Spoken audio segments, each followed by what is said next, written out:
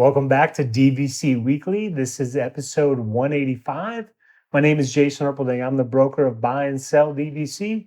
I'm here with Scott Ferrioli. I'm the owner of DVC-Rental.com. Remember the dash to save the cash, and Buy and Sell DVC.com. And today is August 21st, 2024. So your 11th month window is going to be July 21st, 2025.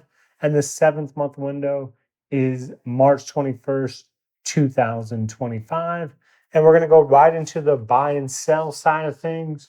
So when you consider buying into DVC, the first option is you're going to start with, okay, do I want to buy direct or do I want to buy resale? What's the difference between buying direct and buying resale?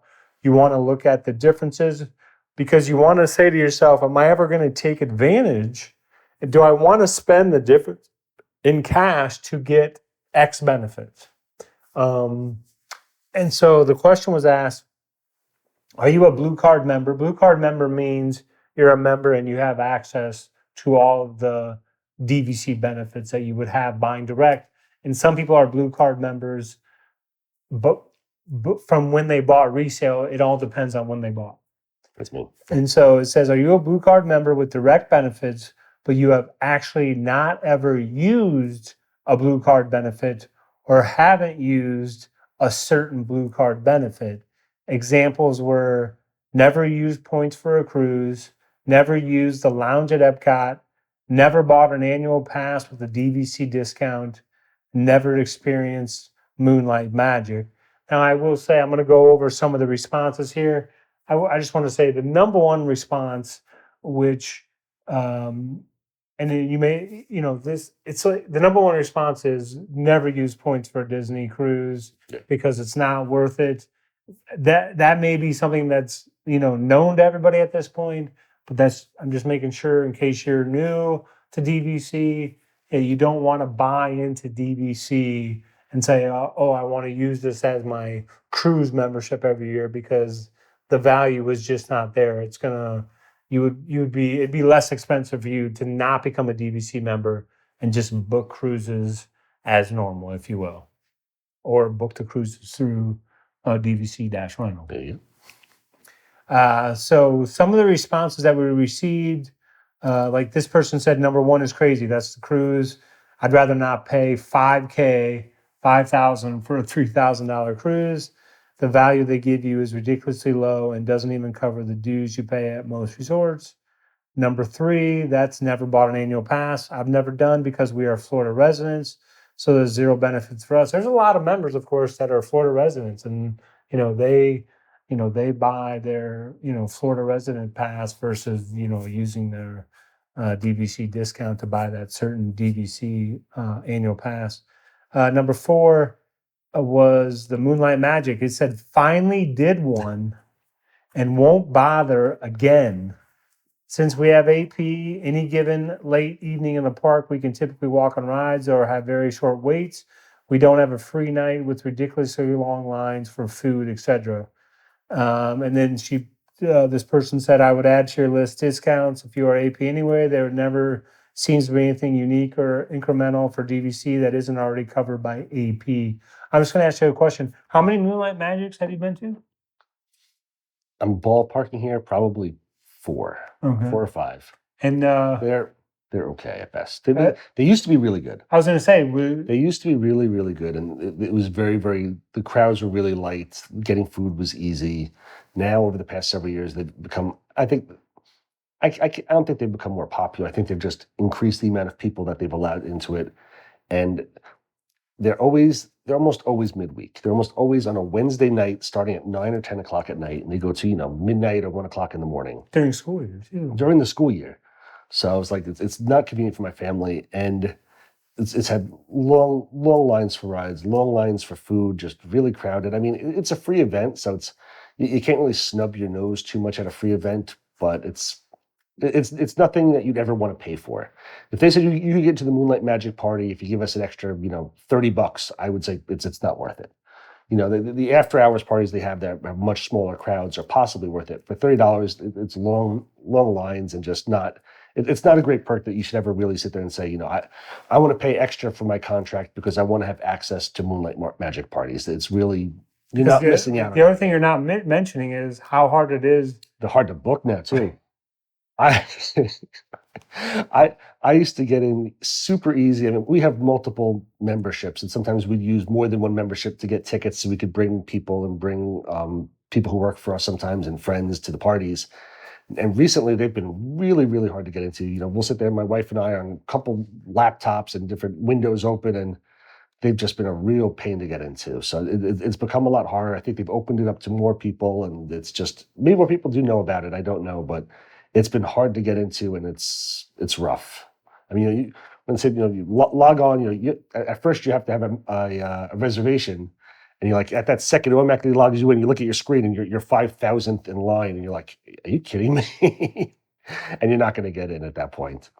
But yeah, it's been a lot harder to get in. And honestly, I watch a lot of it on Facebook. I've never seen any people say they'd like speak how great it is. They're just like, it was okay, wasn't worth it. Crazy crowds, ran out of like. There's always some sort of issue or something. But again, it's free, so you can't really snub your nose at it. But it's not that great. Plus, to me, it's one of those things where if you haven't experienced it, you really want to do it. Of course. Yeah, and then once you do it, you're like, take it, or if it happens, it happens. If it doesn't, it doesn't. It's no big deal. And it's silly. I mean, I'm getting a little bit older. We're all getting older, and I'm going for a party that starts at 10 o'clock at night. Like, it's from it's 10 to 1 or 10 to 2, and you're like, I don't want to be there that late. Maybe if you're on vacation, it's fine. You're okay with it. But if you're a local and you're sitting there going, I don't want to go out to the park at 10 o'clock at night and be there till 2 on a Wednesday evening. Kids have school the next day, or even if it's during the summer, I'm like, I want to be in bed by 10. I want to be relaxing and hanging out and, just chilling. I don't want to be trying to fight people to go on rides at midnight. Not anymore, at least. And then, so before I read any more responses, I just want to say, if you don't want to buy direct if you're saying, oh, it's because I want to go on a cruise or because I want to go on Moonlight Magic. Those are two things that the benefits are just not there. And this person said, I'll probably never be able to do the special events. This person said, points for a cruise, total waste of money. I've done the others. This person said, never use any of them, and none are worth the full price difference we paid. Regret not buying resale from the get-go. I mean, that's why you want to, get the information so you have it in front of you and you can make an informed decision, for your family. So, I mean, really, that's all I have. I've seen people mention that lounge as well at Epcot. Have you been? I haven't there. I mean, he's a DVC member. It hasn't gone to it. Literally, it's after the Figment ride. There's a little thing you can walk upstairs. It's a seating area. They have, two Coke machines, and they'll bring around little bags of cookies, a little bag of Doritos. I mean, that's it. So, is it nice to have for free that, you could stop by the lounge for 15 minutes and grab yourself a Coke and Doritos, but it's not worth anything. That you're not missing out by not going to the member lounge. It's, again, nice to have, but, if somebody had said, hey, for $5, you can come up to the lounge, you probably wouldn't want to do it. It's not really worth it. And it's one of those things where you say, okay, the money that's used for this, could that be used for a different benefit for it? I mean, I don't know if the members, if you put pen to paper and said, well, you could get this instead, how many people would say, well, let's scratch that? And yeah, I would think that the member lounge, or even the Moonlight Magic party, if you had said, well, we're going to take away this, but give you something else, I think they might be interested in whatever they had to offer. Yeah, because those, not really worth it. Now we're on to, so it'll be interesting to see how long the Moonlight Magic, lasts. Like if it lasts into 2030 or... It's lasted for a while already. Yeah. Same with the lounge. They originally said the lounge was there for a year, and then they weren't sure what was going to happen. And it's been a couple of years now. It's still there, but it's not worth it. And now we're on to the food review of the week. Come here, I'm gonna eat you! Get in my belly! For today's food review, I saw this all over Feedbook. I got the Facebook. That's what they should. That's what they should call my Facebook. They should call it a feed book because all I see is food on there, all over Facebook. Tiana's famous beignets, the brand new beignets. This is back when I went to when I was staying at the Polynesian. I went to Magic Kingdom that one night that I got drenched at. I didn't get drenched. I hid. I hid and did pirates. But before it started raining, I got to try Tiana's famous beignets from Friar's Nook at Magic Kingdom. They were 3 for $6.99. From Disney, it says light, sweet, and fluffy beignets with powdered sugar and drizzled with honey. I've seen a lot less than stellar reviews online. People complain that they were completely hollow inside. And we found them to be hard on the outside and hollow on the inside. There was zero fluffiness at all to any of them. We've had beignets before on Disney property at Port Orleans or at Disneyland. And these were by far definitely the worst of them. Definitely would not get these again. 4.7. Again, 4.7, they're not going to make you sick, but you're going to be disappointed with them. They're just not what you expect from a beignet. Just hard on the outside, and you bite into it, and literally the whole thing was hollow. It was like kind of stunk. That's not good, but let's just skip over that now and go to the DVC-Rental side of things. I just thought of something. Before I go to the regular DVC rental stuff, when we went to Friar's Nook, my son got an ice cream sundae.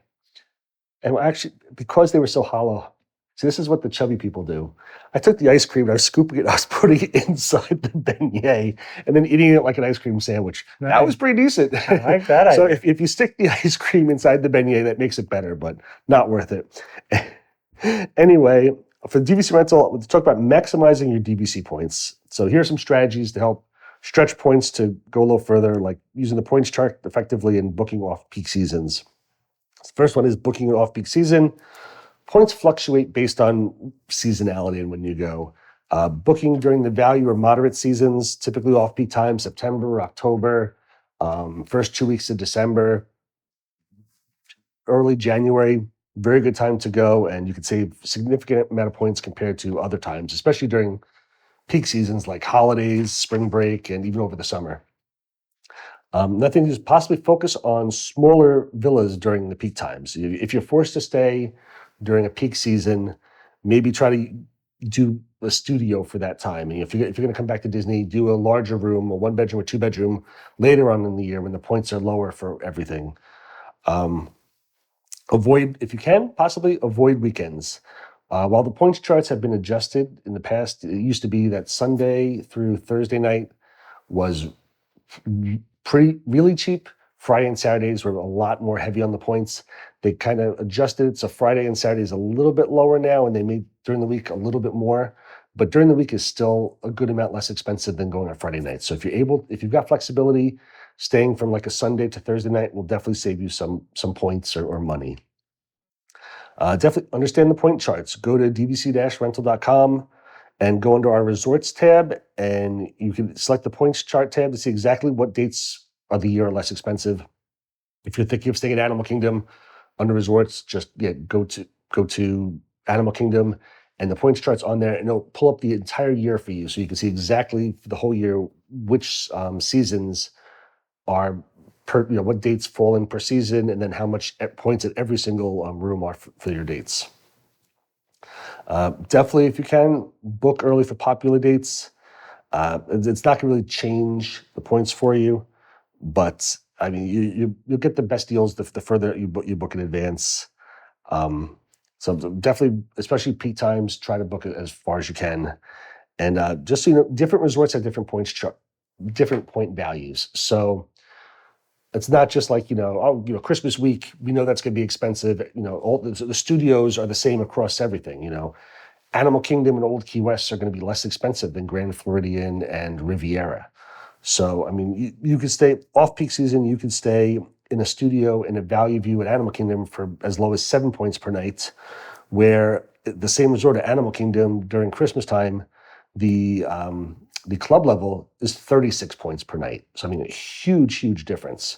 So it's not even by resort, because even staying at the same resort, the points can vary widely. So definitely make sure that you check out the points charts to see where you might want to avoid. I mean, because again, I'm trying to think, like, if you have your mind set on the monorail, Anything on the monorail is going to be more expensive. Try to be a little flexible, save some money. Typically, we save about 50% anyway. But again, always try to check out the points charts, look across a couple resorts. Or what's really good is if you do have a set date, use our point calculator on the website.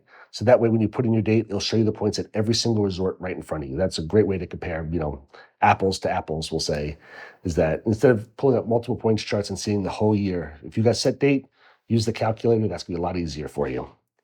So there's a lot of things to consider when planning your next Disney vacation. And that's really all I've got. I like it. Yeah, I like the Sunday through Thursday nights still. I mean, close. And I like the Sunday into the beignets. There you go. Oh, man. All right. Well, hopefully you enjoyed that episode, and we'll see you next week. Thank you so much for watching. Have a wonderful day.